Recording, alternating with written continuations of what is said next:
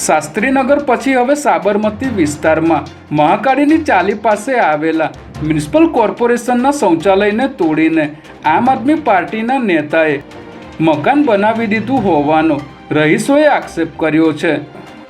ભાજપના પૂર્વ કોર્પોરેટરના પુત્રના આક્ષેપ પછી રહીશો તરફથી મ્યુનિસિપલ કોર્પોરેશનમાં અરજી પણ કરવામાં આવી છે। ત્યારે આ વિવાદમાં ડેપ્યુટી એસ્ટેટ ઓફિસરે કહ્યું હતું કે આ જગ્યા રેલવેની છે અને વર્ષો પહેલાં અહીં ઝૂંપડા હોવાથી તે સમયે કોર્પોરેશન દ્વારા લોકોની સુવિધા માટે શૌચાલય બનાવાયા હશે। ત્યારે આ જગ્યા રેલવેની હોવાનું કહીને ડેપ્યુટી એસ્ટેટ ઓફિસરે પણ હાથ અદ્ધર કરી દીધા છે।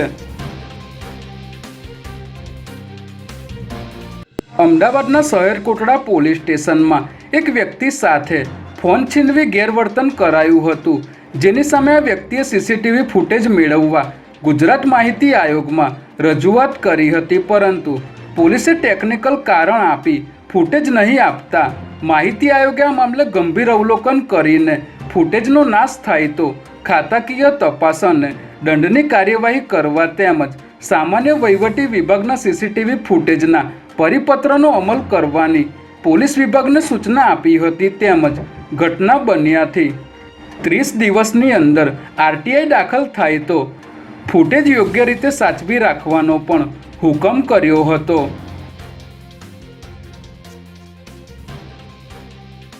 આગામી 15મી ઓગસ્ટના રોજ 79માં સ્વતંત્ર પર્વની ઉજવણીના ભાગરૂપે 13 ઓગસ્ટના રોજ અમદાવાદ મ્યુનિસિપલ કોર્પોરેશન દ્વારા ભવ્ય તિરંગા યાત્રાનું આયોજન કરવામાં આવશે, જેમાં મુખ્યમંત્રી ભૂપેન્દ્ર પટેલ સહિતના નેતાઓ આ તિરંગા યાત્રામાં હાજરી આપશે।